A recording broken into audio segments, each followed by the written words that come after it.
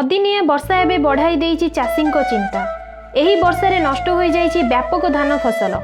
कटक जिला सालेपुर ब्लॉक अंतर्गत रामकृष्ण ग्राम पंचायत रे चाषी माने करिथिबा धान फसल एबे अदिनिया वर्षारे हो जाइछि नष्ट। एलोमापुर ग्रामर पाट जमी रे जल निष्कासन सुविधा नथिबारु वर्षा पानी जमी रहिला एवं एहा जोगु धान गछ पचिगला।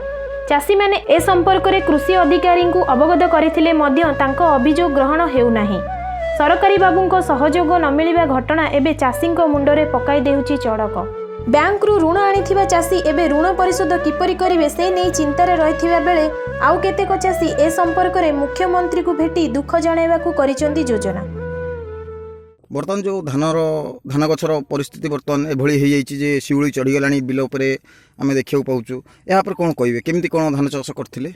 धान चाष होता बुदा मारी होता धान बदल होगला सब धान सब खाईगला शिउली चढ़ीगला घास चढ़ीगला बर्तमान आम कौन करूँ ये बर्तमान परिस्थिति गवर्नमेंट को जनला गवर्नमेंट ये ना तो आरआई कहला आरआई कर आम कि जानिनु आम से करें कि गछर परिस्थिति बर्तमान कौन अच्छी बर्तमान तो ता विषय किसी कहूँ? गछर परिस्थिति किसी ना भी खाली खाली बदड़ चढ़ी घास चढ़ी शिउली चढ़ी छक धान चाष करी से मोर 4 एकर संपूर्ण नष्ट हो जाइए आउ 2 एकर आंशिक नष्ट आप कौन कहे?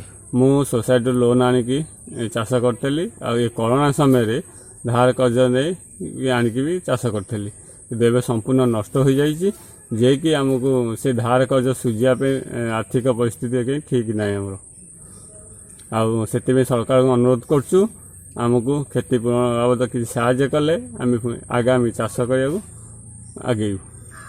केते जमी चाष करथिले? 3 एकर।